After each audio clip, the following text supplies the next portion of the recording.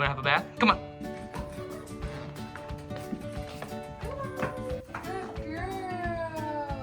Hi, I'm Whitney. You might know me from Whitney's Mobile Pet Grooming from Madison or Community Bark Dog Wash and Groom in Bayview, Milwaukee.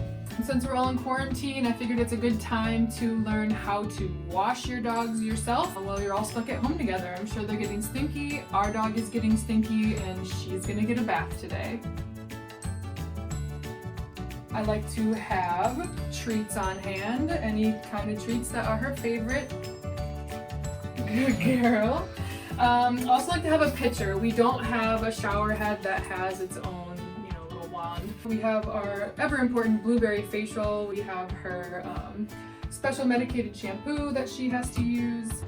I always use a Zoom Groom on Stella, especially for short-haired dogs like pit bulls, boxers, Great Danes, and even dogs like German Shepherds or Labs, things like that. You can really use it on any coat type. I like to have 2 different towels on hand. One towel I like to lay on the bathroom floor, and we're not dealing with a whole lot of room here. We do shut the door because otherwise once she gets out, she'll make a run for it. A lot of dogs, it's going to be hard to get them in the bathtub. They take their leash or lead. There's lots of treats.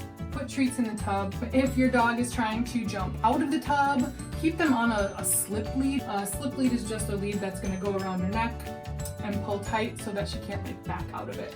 You can keep that on. You can have 2 people, one person holding the slip lead and the other person doing all the work. You can smear peanut butter on the wall and the dog will hopefully sit there and lick the peanut butter while you're doing the bath. You can have their favorite toy in here. You're trying to make it as positive as possible for them, even if they don't love it. So I got her head and face wet by pouring some water over it with the pitcher, and then I get my blueberry facial and I go over her face with it like this.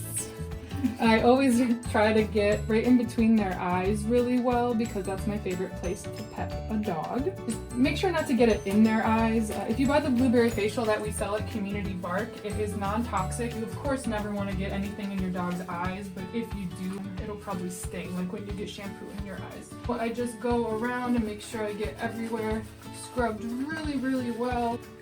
Get their ears, but make sure you're not getting water or shampoo in their ears because that could lead to an infection.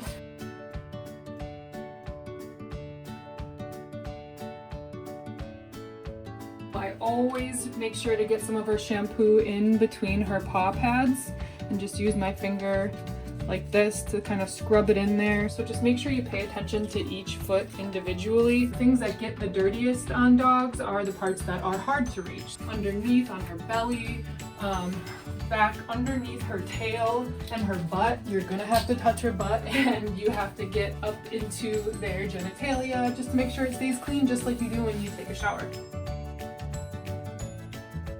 They're gonna wanna look up.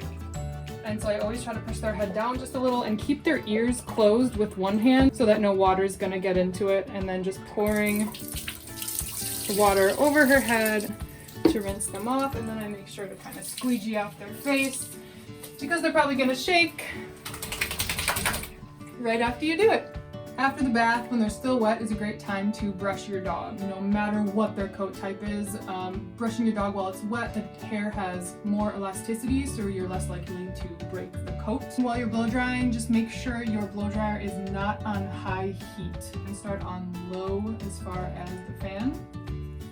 And start by their butt so that they won't get scared.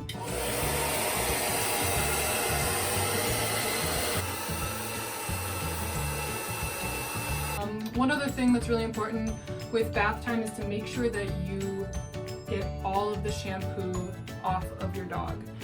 If you don't, it can cause hot spots. It can be very uncomfortable and itchy for that. And we will move on to teeth and ears.